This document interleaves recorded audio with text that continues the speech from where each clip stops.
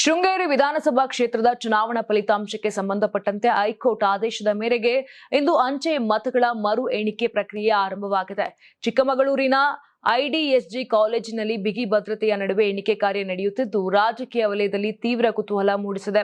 ಕಳೆದ ವಿಧಾನಸಭಾ ಚುನಾವಣೆಯಲ್ಲಿ ಶೃಂಗೇರಿ ಕ್ಷೇತ್ರದಲ್ಲಿ ಕಾಂಗ್ರೆಸ್ ಅಭ್ಯರ್ಥಿ ಟಿಡಿ ರಾಜೇಗೌಡ ಅವರು ಬಿಜೆಪಿಯ ಡಿಎನ್ ಜೀವರಾಜ್ ವಿರುದ್ಧ ಕೇವಲ 201 ಮತಗಳ ಅಲ್ಪ ಅಂತರದಿಂದ ಗೆಲುವು ಸಾಧಿಸಿದರು. ಅತಿ ಕಡಿಮೆ ಮತಗಳ ಅಂತರದಿಂದ ಸೋಲು ಕಂಡಿದ್ದ ಜೀವರಾಜ್ ಅವರು ಅಂಚೆ ಮತಗಳ ಎಣಿಕೆಯಲ್ಲಿ ವ್ಯತ್ಯಾಸವಾಗಿದೆ ಅಂತ ಆರೋಪಿಸಿ ನ್ಯಾಯಾಲಯದ ಮೆಟ್ಟಿಲೇರಿದ್ರು. ನೀವು ಸಣ್ಣ ಆಗ್ಬೇಕಲ್ವಾ? ಅದು ಒಂದು ಉತ್ತಮ ಆಹಾರದಿಂದ ಸಣ್ಣ ಆಗ್ಬೇಕಲ್ವಾ? ಪ್ರತಿದಿನ ನಮ್ಮ ಜೀನಿ ಸ್ಲಿಮ್ ನ ಯೂಸ್ ಮಾಡಿ ಯಾವುದೇ ಸೈಡ್ ಎಫೆಕ್ಟ್ ಇಲ್ದಂಗೆ ನೀವು ಸಣ್ಣ ಆಗ್ತೀರಾ. ಈ ಅರ್ಜಿಯ ವಿಚಾರಣೆ ನಡೆಸಿದಂತ ನ್ಯಾಯಾಲಯವು ಕ್ಷೇತ್ರದಲ್ಲಿ ಚುನಾವಣೆಯಾಗಿದ್ದ ಒಟ್ಟು 1822 ಅಂಚೆ ಮತಗಳನ್ನ ಮರು ಎಣಿಕೆ ಮಾಡುವಂತೆ ಆದೇಶವನ್ನ ಕೊಟ್ಟಿತ್ತು.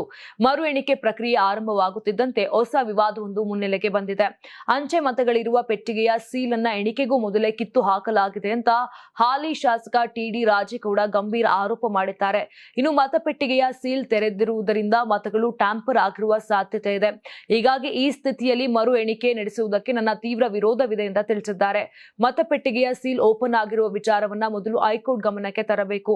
ನ್ಯಾಯಾಲಯದ ಮುಂದೆಯೇ ಈ ಬಾಕ್ಸ್ ಗಳನ್ನ ತೆರೆಯಬೇಕಿತ್ತು. ಈಗ ನಡೆದಿರುವ ಬೆಳವಣಿಗೆಗಳ ಬಗ್ಗೆ ಕೋರ್ಟ್ ಗಮನ ಹರಿಸಿದ ನಂತರವಷ್ಟೇ ಎಣಿಕೆ ಪ್ರಕ್ರಿಯೆ ಮುಂದುವರಿಯಲಿ ಅಂತ ರಾಜೇಗೌಡ ಆಗ್ರಹಿಸಿದ್ದಾರೆ.